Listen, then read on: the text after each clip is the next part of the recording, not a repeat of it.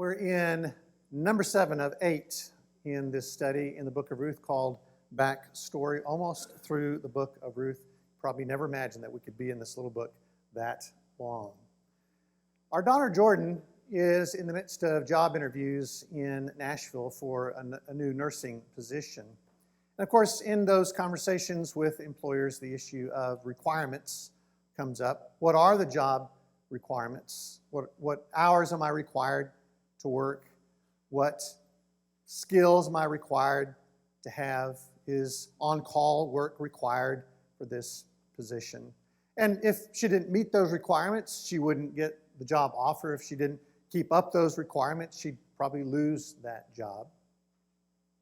But ultimately, most employers are seeking someone who does more than just what is required, right? I mean, they'd love an employee who, if they saw something that needed to be done and that thing that needed to be done wasn't in their job description, they still jumped in and helped anyway.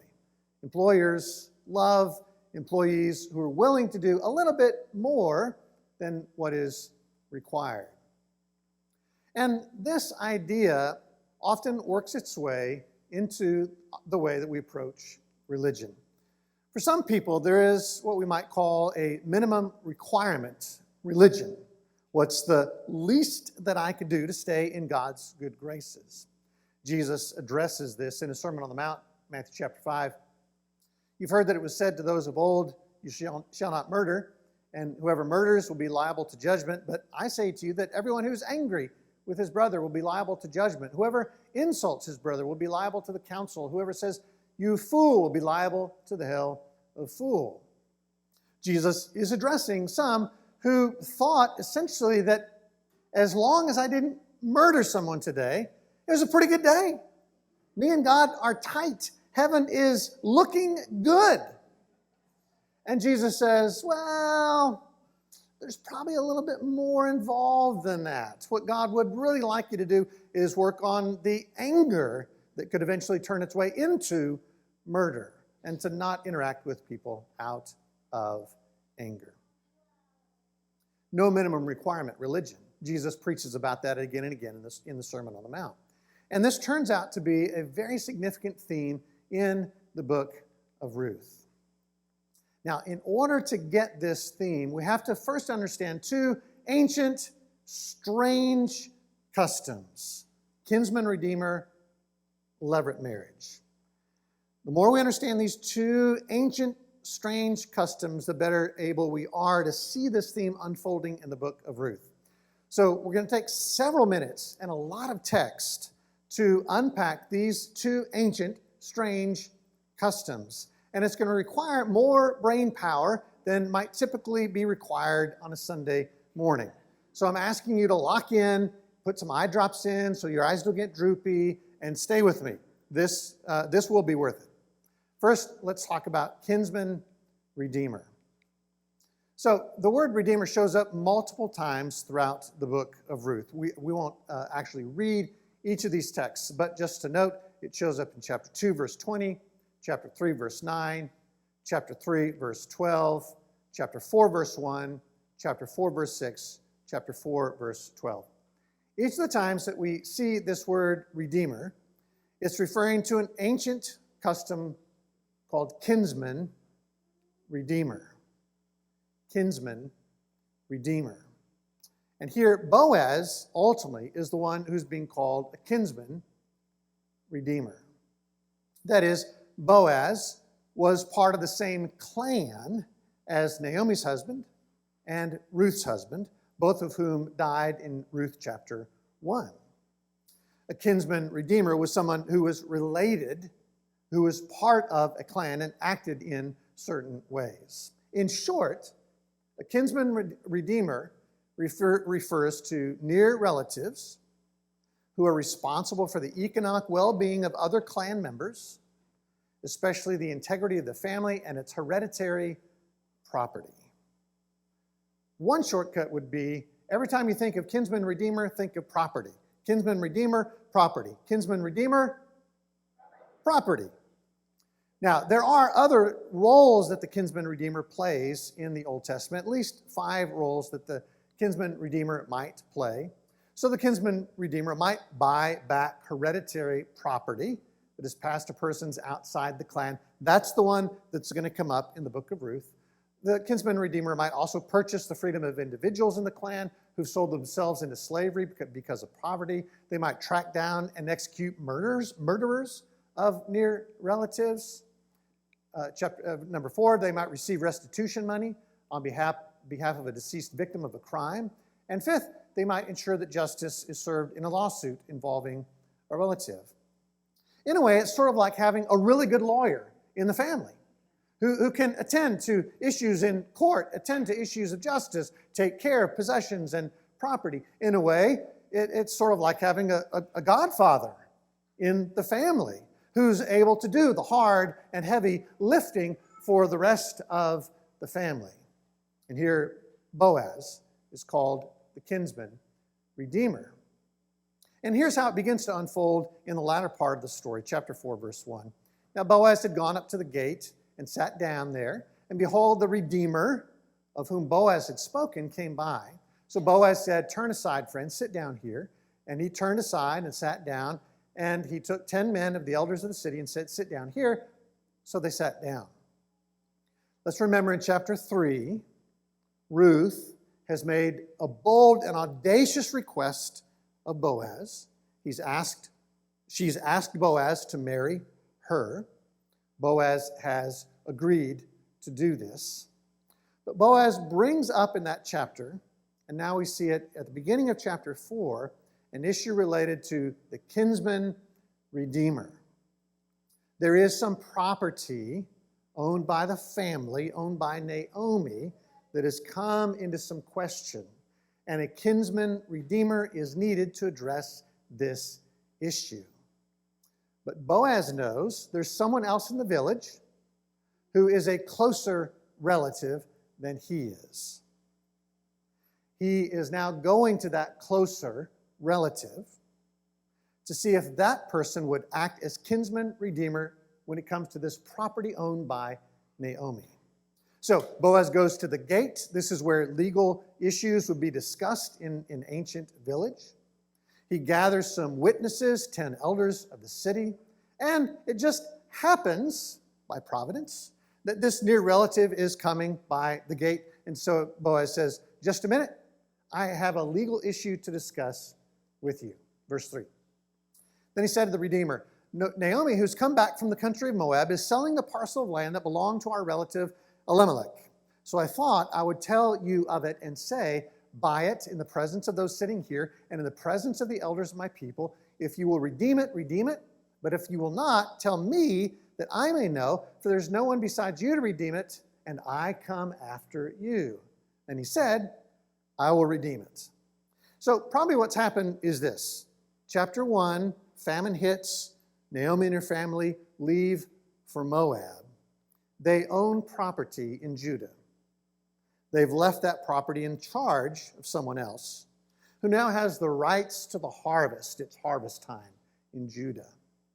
Naomi has returned, but she cannot afford to maintain that property. She and Ruth are under-resourced, barely living day to day. She's got to sell the land to get financial resources for herself. Boaz steps in to this nearer relative and says, "This is a case for a kinsman redeemer. If you'll buy that property, it can stay in Naomi's family's name in perpetuity." And the guy says, "Absolutely, I will fulfill the obligation of kinsman redeemer." And we should expect the conversation to end right there, because the law has been met. The legal requirements are fulfilled. The kinsman redeemer has stepped in. The land is now secured. The issue is done. But Boaz now brings up another issue that seems to be clearly outside the bounds, the legal bounds of the kinsman redeemer, and that is marriage. Levirate marriage. You still with me? Hanging in there? We're almost done. Levirate marriage, a cultural expectation designed to preserve some aspect of a deceased man's life. These marriages could preserve familial inheritance, patrilineal descent, as well as provide support for a widow. The impetus could range from moral obligation to legislated responsibility. In short, levirate marriage came into play when a husband died, leaving a widow, and the brother of the deceased would marry the widow and have a child so that that widow's family could go on. So when we think of kinsman redeemer, we think of what? Property. When we think of levirate marriage, we think of marriage and children. Marriage and children. Marriage and children. Okay. So a couple of places it shows up in the Old Testament. One is all the way back in the book of Genesis, chapter 38. Judah's son Onan refuses to fulfill his obligation under levirate marriage, refuses to marry Tamar, his brother's widow, and have a child with Tamar. Now, Tamar's name is very important in the book of Ruth. It's going to come up next Sunday, and so we're going to look at that in more detail. But just to note, this goes all the way back to the book of Genesis. It then gets codified in the book of Deuteronomy, where there's now case law. There is a legal obligation now for the brother of a deceased man to marry the widow, have a child with that widow. So when we think of levirate marriage, we think of marriage and children, right? These two are not the same. Kinsman redeemer, levirate marriage, they are not the same. Kinsman redeemer involves a relative of the family and involves what? Property. Levirate marriage is done by who? The brother of the deceased, and involves marriage and children. But Boaz brings it up in the conversation at the gate. Verse 5, then Boaz said, the day you buy the field from the hand of Naomi, you also acquire Ruth the Moabite, the widow of the dead, in order to perpetuate the name of the dead in his inheritance. Then the Redeemer said, I cannot redeem it for myself, lest I impair my own inheritance. Take my right of redemption yourself, for I cannot redeem it. Let's stop there. Boaz says, all right, we've taken care of the property. There's one other thing. I know it's not in case law. I know there's no legal obligation for you to do this. I know you're not obligated to fulfill the law of levirate marriage because you're not a brother of Naomi's husband. You're not a brother of Ruth's husband. Boaz is not a brother of either husband as well. But Boaz says, you take the property, you've got to take Ruth the Moabites. And the ultimate Redeemer says, I've changed my mind.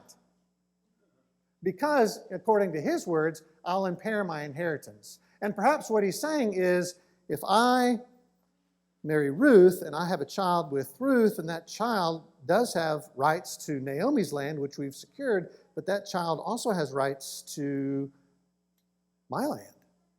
And suddenly all of the issues of inheritance are now askew and becomes very messy. So he says, no, thank you, which now leaves Boaz free to marry Ruth. And that's what happens here. At the end of the text, verse 7 and following, now this was the custom in former times in Israel concerning redeeming and exchanging, confirm a transaction. The one drew off his sandal and gave it to the other, and this was the manner of attesting in Israel.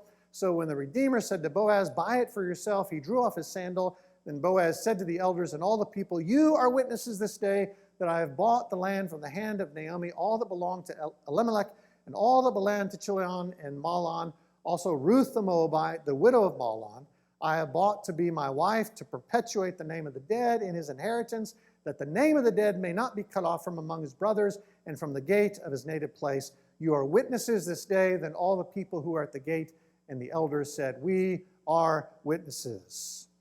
And next Sunday we'll look at how that all works out. But here I think are some of the salient points for this morning. Nowhere does the Hebrew Bible call for a kinsman redeemer to marry the widow of a deceased person to produce an heir. It's not part of the legal obligation of a kinsman redeemer. And it may be that what Naomi and Ruth have been doing back in chapter 3 is asking Boaz to go beyond the requirements of the law, to show more grace, more compassion than was required by the law. And what Boaz seems to be doing here in chapter 4 is doing just that. He is loving beyond the law. There's no biblical precedent for the kinsman redeemer to act in the way that Boaz is, to act in the way that he talked about the ultimate redeemer acting. Boaz seems to be loving beyond the law, which is something that he's already demonstrated in his life. The law required Boaz to make the gleanings of his field available to people who were poor, and so that's how Ruth comes to be in his field in this story. But Boaz goes way beyond that.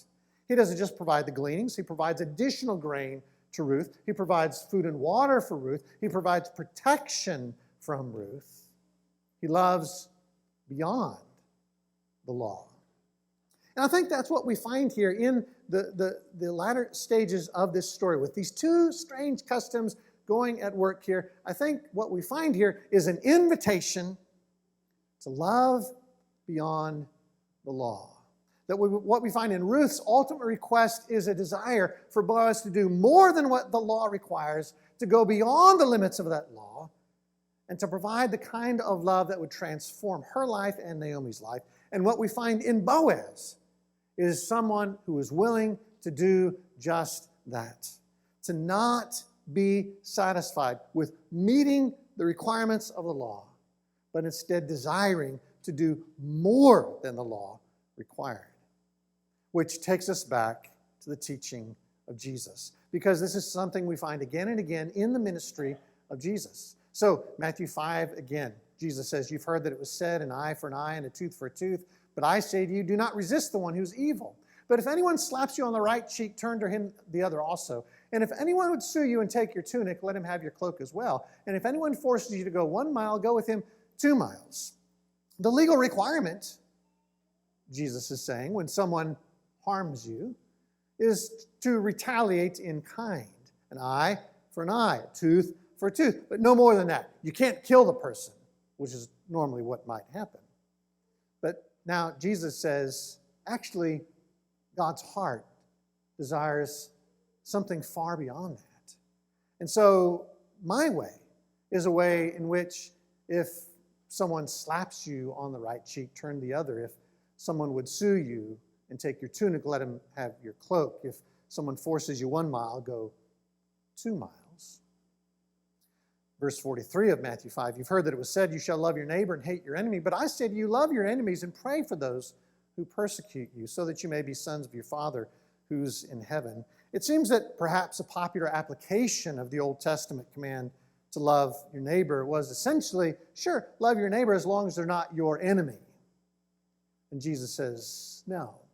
God's desire is that you love even your neighbors who are enemies. And then this great text in Luke chapter 10, "And behold, a lawyer stood up to put him to the test, saying, 'Teacher, what shall I do to inherit eternal life?' He said to him, 'What is written in the law? How do you read it?' He answered, 'You shall love the Lord your God with all your heart, with all your soul, with all your strength, and with all your mind, and your neighbor as yourself.' And he said to him, 'You've answered correctly. Do this and you will live.' But desiring to justify himself, he said to Jesus, 'And who is my neighbor?'" So clearly in Jesus' day, there was debate about this law. What are the limits of this law to love your neighbor? Who is neighbor? Who do I have to love? And what does that love look like? And then Jesus goes on to tell the parable of the Good Samaritan. In essence, to say, what I'm inviting you to do is to love well beyond the law. When it comes to the love that we show others, there is a vast difference between asking, what must I do, law, and what can I do? What am I obligated to do, law, and what am I capable of doing? What's the least that I can do? And what is the most that I can do? An example, Jacqueline Bussey is the author of a book called Love Without Limits. Near the beginning of the book, she writes this: "How will you know when your agape love is as thick and wide and titanic as God wants? Well, if Jesus' own life is any indication, once you completely offend other people. Jesus wants us to distend our love so far, its swollen face will completely scandalize the VIPs, government officials, members of our own family, and especially the most powerful people within our own religious tradition.